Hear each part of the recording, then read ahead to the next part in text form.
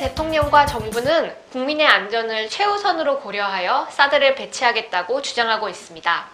하지만 그 말을 곧이곧대로 믿는 국민은 절반도 채 되지 않는 것 같습니다.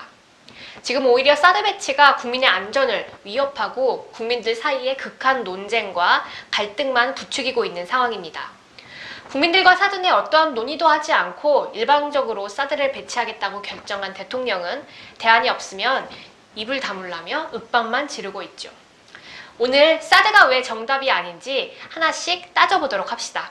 첫째, 쓸모가 있을까요? 사드는 남한 정부가 우려하는 북한의 미사일 공격에는 전혀 쓸모가 없습니다. 먼저 남한을 겨냥한 단거리 미사일은 고도가 낮고 불과 5분이면 떨어지기 때문에 사드가 필요가 없죠. 이 결론은 바로 미국 의회 조사국에서 내린 것입니다.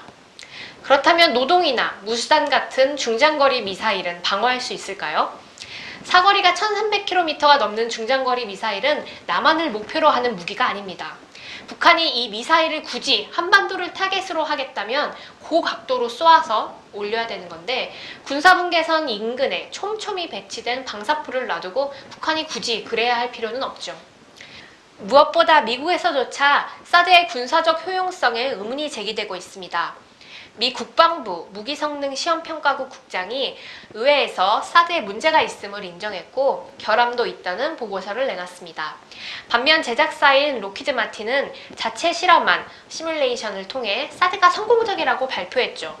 아무래도 한국의 국방부 장관은 미국 군수업자의 말을 더 신뢰하는 것으로 보입니다.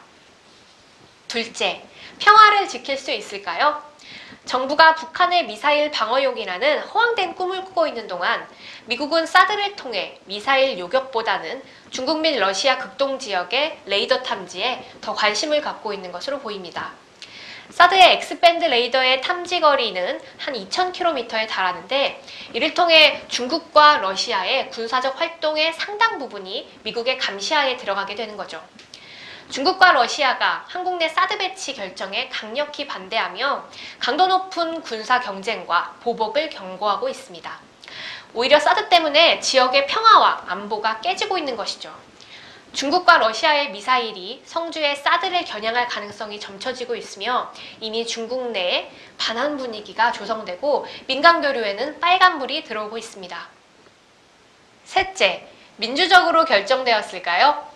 북한 미사일 맞겠다며 효용성조차 검증되지 않는 무기를 들어오려다 도리어 한반도를 강대국들의 전쟁터로 만들 판인데 이처럼 중요한 문제를 정부가 독단적으로 결정했습니다.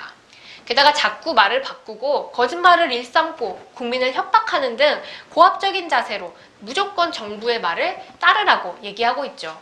특히 사드 배치 예정지인 성주 군민에 대한 탄압은 도를 넘고 있습니다. 국무총리 방문이 성난 군민들의 항의로 무산되고 난 후 항의 시위가 폭력적이었고 외부 세력이 주도했다며 공황 분위기를 조성했죠. 일방적인 결정에 항의하는 국민들은 불순한 외부 세력으로 내몰리고 있습니다.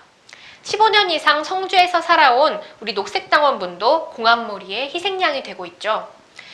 제주 해군기지 그리고 세월호 유가족 등 국민들의 저항이 거세질 때면 정부가 항상 해왔던 일입니다. 국민들을 순수한 당사자와 불순한 외부 세력으로 가르고 시민들의 분노를 지역 이기주의로 낙인 찍고 있죠. 왜 사드가 성주만의 문제겠습니까? 성주 국민들은 사드가 성주뿐 아니라 한반도 어디에서도 배치되어서는 안 된다고 주장하고 있습니다. 이 점에서 성주 군민은 유력한 시민단체인 참여연대와 입장이 일견 달라 보입니다. 참여연대는 사드를 성주에 배치해서는 수도권을 방어할 수 없다고 평가받자 사드를 청와대 앞에 설치하자고 주장했습니다. 정부 논리의 허점을 폭로하는 참여연대의 뼈있는 농담이었죠. 전자파 때문에 서울에 설치하는 것이 안 된다면 성주도 안 됩니다. 뿐만 아니라 사드 배치가 한반도 전체의 평화를 위협하고 있기 때문에 한반도 어디에서도 안 되는 것입니다.